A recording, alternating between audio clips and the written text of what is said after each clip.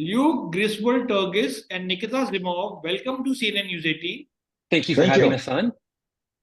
Luke and Nikita, you are in India here for the premiere of your award-winning documentary, Pleistocene Park, at the ongoing All Things Environmental Film Festival. Your film talks about the very important issue of climate change.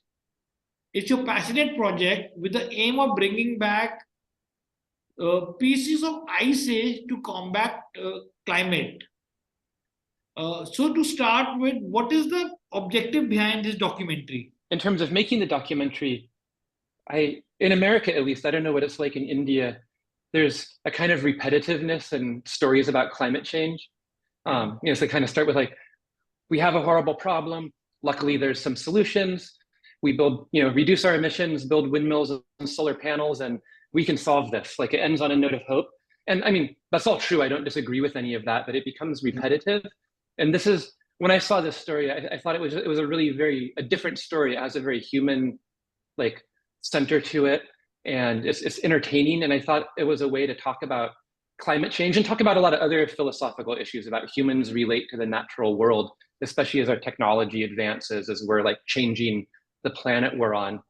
This story spoke to all of that. And so I thought it was a way to tell a story people hadn't heard before, but that connected to a lot of really important issues that are on us right now. The idea of the project itself, it's one of the so-called nature-based solutions.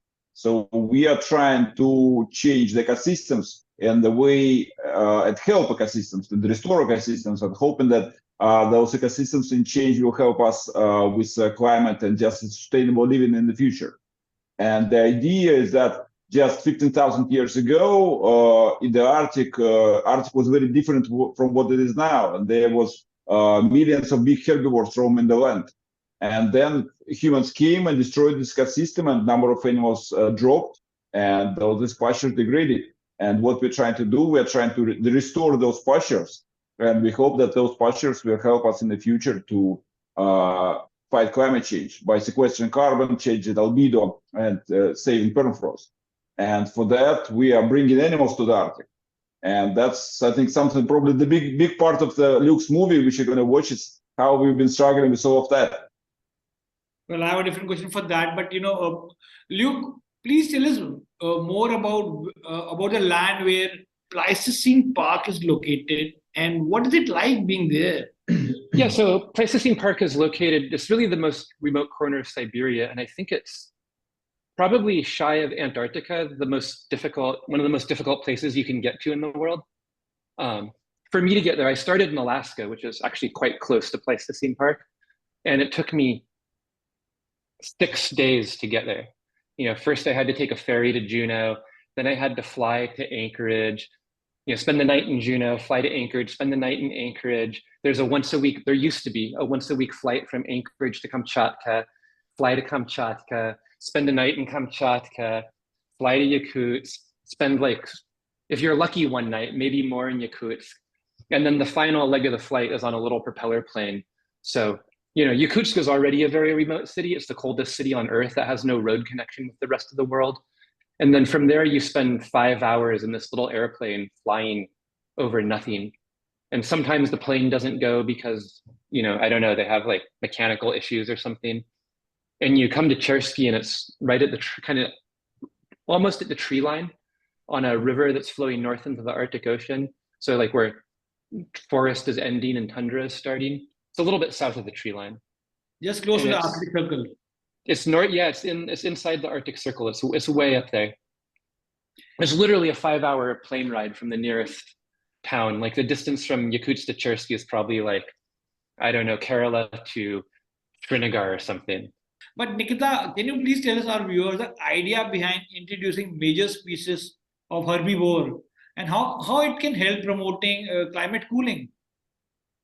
So I briefly already stated. So animals are promoting the growth of the plants which they like. So right now, Arctic is filled with mosses and lichen, and some large forests, and none of this vegetation really helping the environment or the climate. So, and we said that if you bring animals will start trampling down mosses and lichens, and promote and accelerate nutrient cycle, and promote growth of grasses and herbs.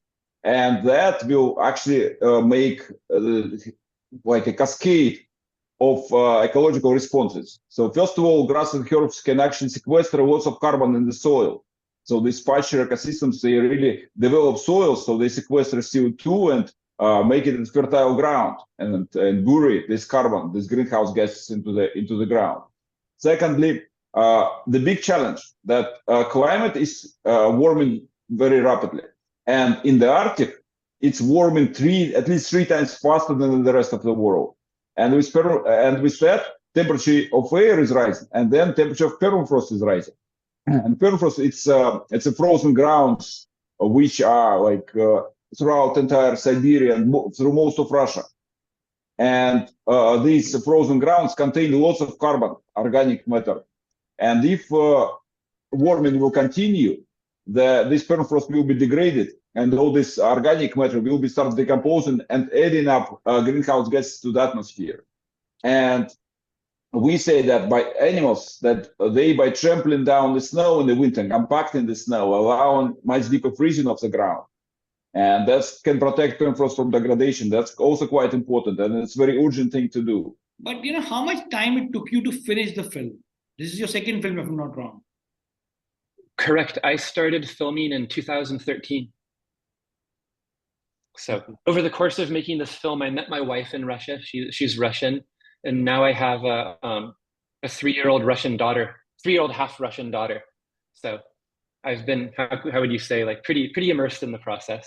What is the reason behind making this film about father and son relationship, when the idea was to bring awareness about the climate change? Yeah, I was kind of worried that Nikita would never talk to me again after I made a film about him and his dad and their relationship. Luckily, he's still my friend. I mean, people connect with people, right? And it's a very human story. We all struggle with our parents. And I just thought that it makes it human, and it's a story, like this kind of literary story that we all can understand. And so on one hand, they're really extraordinary people, like really extraordinary, really unusual. But on the other hand, they're people kind of like us, struggling with the same things we all struggle with. And I think that just makes it easier to connect with. You know, like we're humans, and we connect with other humans on a fundamental level, and we relate to them, and we maybe listen and take them more seriously when we're like, I'm a human, you're a human. Like the things that are going on in your life are like not that different than the things going on in my life. Sure. And finally, while you are in India, which are the other filmmakers that you have got acquainted with or met or made friends with? You know, this is the first screening of the film, so I haven't met any other filmmakers yet.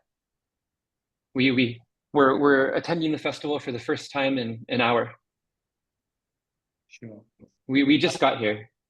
Please. Today we're also meeting with some people who are going to make a movie about the Pleistocene Park. So Indian filming team and the company who is going to be making a movie about the park next year.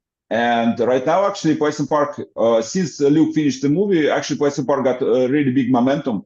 We now have a big support from some big private business in Russia, and which is really helping us to advance. And we plan many expeditions to bring many animals starting next year. And so the Indian crew is planning to join some of the expeditions and film inside in the park, and also the process of animal transportation. So that's kind of getting, also in India, the idea about the park is getting kind of attention.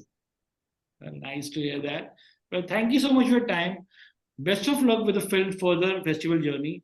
Looking forward to watch Pleistocene Park. Thank you so much, and best of luck. Thank you so much for having us. Thank you. Thank you.